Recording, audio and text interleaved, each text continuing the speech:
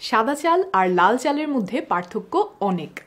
কোনটা আমাদের স্বাস্থ্যের কি উপকার আর অপকার করে তা আজকে বিস্তারিত বুঝিয়ে বলবো।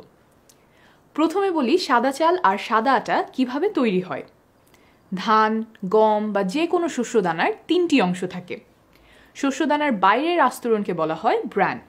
বাংলায় আমরা এই অংশটাকে সাধারণত কুড়া বলে চিনি।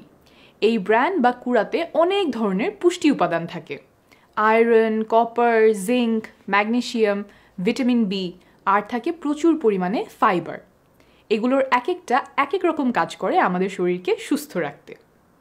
শস্যদানা থেকে যখন মেশিনে সাদা চাল বানানো হয় তখন এই পুষ্টিকর বাইরের আস্তরণ অর্থাৎ ব্র্যান বা কুড়া ফেলে দেয়া হয়। তার মানে চাল থেকে শক্ত ফাইবার চলে যায়। তখন আমাদের জন্য এই চালের ভাত চাবাতে সহজ হয়, নরম হয়, কিন্তু সাথে সাথে চালের পুষ্টিগুণও অনেক কমে যায়। শস্যদানার ভেতরে যে অংশটা দেখছেন সেটাকে বলে জার্ম। এখান থেকেই নতুন উদ্ভিদ জন্মাবে। এই জার্মের ভেতরে একদম পুষ্টি ভরপুর। ভিটামিন বি, ভিটামিন ই, স্বাস্থ্যের জন্য উপকারী ফ্যাট, ফাইটোকেমিক্যালস আর অ্যান্টিঅক্সিডেন্টস থাকে এর মধ্যে। চালের মধ্যে এই অংশটা থাকলে সেই চাল বেশি দিন সংরক্ষণ করা যায় না। এটা ফেলে দিলে অনেক দিন গুদামে বা দোকানে চাল রেখে দেয়া যায়। তাই সাদা চাল বানানোর সময় এই পুষ্টিকর অংশটুকুও সরিয়ে ফেলা হয়। সাদা চালে থাকে শুধুমাত্র মাঝের অংশটা অর্থাৎ এন্ডোস্পার্ম। এখানে মূলত কার্বোহাইড্রেট থাকে আর খুব অল্প পুষ্টি থাকে। সামান্য পরিমাণে কিছু ভিটামিন বি, মিনারেল আর প্রোটিন থাকে, অর্থাৎ পুষ্টিগুণ একেবারেই কম যেখানে সেটাই থাকে সাদা চালে। সাদা আটাতেও তাই। গম থেকে যখন মেশিনে সাদা আটা বানানো হয় 90% ভিটামিন ই, 50%-এরও বেশি ভিটামিন বি এবং প্রায় 100% ফাইবার উধাও হয়ে যায়। লাভ যেটা হয় সেটা হলো এই আটা দিয়ে সুন্দর পাউরুটি, পরোটা, নরম নরম পেস্ট্রি বানানো যায় সহজে এবং সেগুলো অনেক দিন দোকানে সংরক্ষণ করা যায়। যখন শস্যদানার তিনটা অংশই অটুট থাকে সেটাকে বলে হোল গ্রেইন। আমরা লাল চাল বলতে এই পুরো শস্যদানাকে বুঝাই। চালের রং লাল হতে হবে সেটা বাধ্যতামূলক নয়। তিনটা অংশই থাকলে এই চাল রান্না করতে সময় বেশি লাগে, খেতে আর একটু শক্ত লাগে, কিন্তু এতে অনেক ধরনের পুষ্টি উপাদান থাকে। আবার যখন শস্যদানার তিনটা অংশই মেশিনে ঢুকিয়ে আটা বানানো হয় সেটা হচ্ছে লাল আটা। বাজারে বিভিন্ন নামে পাওয়া যায়, হোল গ্রেইন, হোল হুইট ইত্যাদি। এতক্ষণ বললাম দুই প্রকারের চালের পুষ্টিগুণের পার্থক্য, কিন্তু আপনি মনে করতেই পারেন এই পুষ্টি তরকারি থেকে নিয়ে নিব, ভাতের থেকে নেয়ার দরকার নাই। তবে এই দুই প্রকারের চালের পার্থক্য পুষ্টিতেই শেষ নয়। তাই এখন খুব সহজ করে বুঝাবো এই দুই প্রকারের চাল খাওয়ার পরে শরীরে কি ঘটে। এটা বুঝতে দুই ভাইয়ের কথা চিন্তা করতে পারেন। এক ভাই টাকা পেলে সাথে সাথে সব খরচ করে ফেলে, একটু পরে আর হাতে টাকা থাকে না। আরেক ভাই টাকা আস্তে আস্তে খরচ করে, ফলে তার হাতে বেশি সময় ধরে টাকা থাকে। কোন ভাই কোন চাল একটু বললেই বুঝবেন। কার্বোহাইড্রেট খাওয়ার পরে আমাদের শরীর সেটা ভেঙে চিনি তৈরি করে। সেখান থেকে চিনি রক্তে প্রবেশ করে। রক্তে যখন চিনির পরিমাণ বাড়তে থাকে তখন আমাদের শরীর একটা হরমোন বানানো শুরু করে। এই হরমোনের নাম হলো ইনসুলিন। ইনসুলিন গিয়ে রক্তের চিনির পরিমাণ কমায়। চিনিগুলোকে রক্ত থেকে সরিয়ে আমাদের কোষের ভেতরে ঢোকায়। সেখান থেকে আমরা শক্তি পাই অথবা জমা থাকে। কার্বোহাইড্রেট খাওয়ার পরে কত দ্রুত আমাদের রক্তে চিনির পরিমাণ বেড়ে যায় তার পরিমাপ হচ্ছে গ্লাইসেমিক ইন্ডেক্স। সাধারণ নিয়ম হলো কম গ্লাইসেমিক ইন্ডেক্সের খাবারগুলো আমাদের স্বাস্থ্যের জন্য ভালো। অর্থাৎ যে খাবারগুলো খেলে রক্তে আস্তে আস্তে চিনির পরিমাণ বাড়ে, হুট করে অনেক পরিমাণে বেড়ে যায় না, সেই খাবারগুলো ভালো। যেসব খাবারের গ্লাইসেমিক ইন্ডেক্স বেশি সেগুলো রক্তে চিনির পরিমাণ খুব দ্রুত বাড়ায়। এমন একটা খাবার হলো সাদা চালের ভাত। খুব তাড়াতাড়ি শরীর এই খাবার ভেঙে চিনি তৈরি করতে পারে এবং অল্প সময়ে রক্তে অনেক পরিমাণ চিনি চলে আসে। ছবিতে লাল দাগটা যেমন দেখতে পাচ্ছেন তেমন। রক্তে এত বেশি চিনি কমানোর জন্য অনেক পরিমাণ ইনসুলিন প্রয়োজন হয়।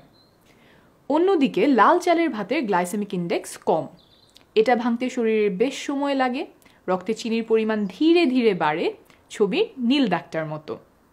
ফলে ইনসুলিন কম প্রয়োজন হয় আর অনেকক্ষণ পেটটা ভরা ভরা লাগে। আপনারা অনেকেই হয়তো ডায়াবেটিক রোগীদের ওষুধ হিসেবে ইনসুলিনের নাম শুনেছেন।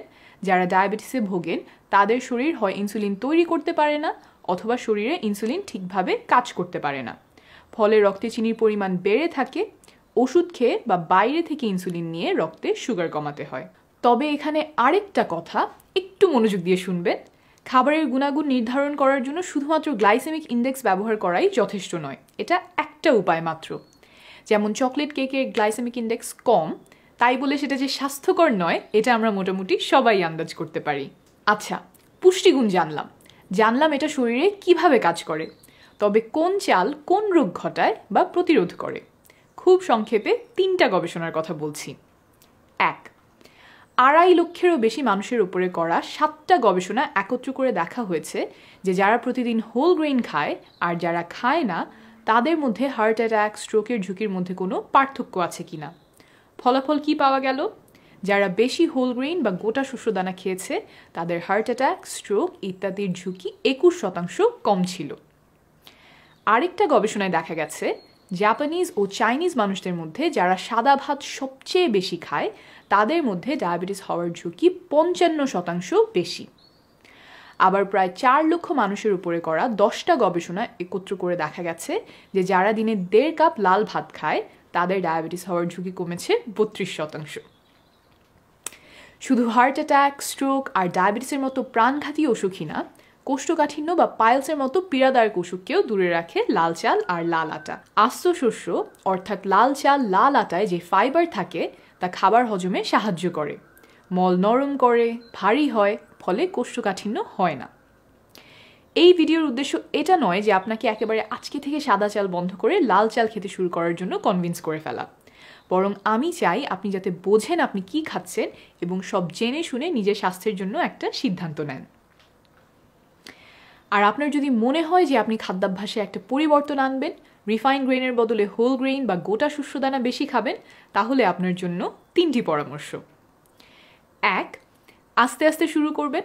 প্রথমে নতুন কিছু খেলে সেটার স্বাদ ভালো নাই লাগতে পারে, একেবারে পুরোটা না বদলে অল্প অল্প করে বদলাতে পারেন। সাদা ভাতের সাথে কিছু লাল ভাত মিশিয়ে খেলেন, রুটি খেলে একটা সাদা আটার রুটি তার সাথে একটা লাল আটার রুটি খেলেন, তারপর ধীরে ধীরে আপনি হয়তো সেই স্বাদে অভ্যস্ত হয়ে যাবেন। 2, ভাত রুটি ছাড়াও অন্যান্য হোল গ্রেইন খেতে পারেন, যেমন নাস্তায় খাওয়ার জন্য স্টিল কাট ওটস বা রোলড ওটস কিনে রাখতে পারেন। 3, লাল আটা আর লাল চাল খেলেই যে পরিমাণে বেশি খাওয়া যাবে তা কিন্তু না, সুষম খাবারের অংশ হিসেবে আপনি লাল চাল আর লাল আটা খাবেন। আমরা দেখা যায় পুরো প্লেট ভাত নিয়ে অল্প একটু তরকারি দিয়ে খাচ্ছি, এটা না করে চেষ্টা করবেন প্রতি বেলায় প্লেটের অর্ধেক শাকসবজি, ফলমূল দিয়ে ভরতে। প্লেটের 4 ভাগের 1 ভাগ থাকবে গোটা শস্যদানা, যেমন লাল ভাত বা লাল আটার রুটি, আর বাকিটুকুতে আপনি ডাল, মাছ বা মাংস নিলেন।